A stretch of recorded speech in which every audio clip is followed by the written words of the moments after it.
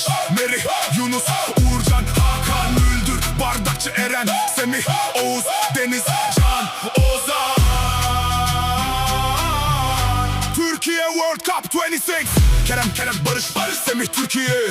Ferdi, Mert, Merih, Türkiye. Kaptan Hakan, İsmail, Yüksek, Salih, Özcan, Türkiye'nin aslanları tam gazileri. Hücumdalar bak Barış, Semih ve de Kerem'i.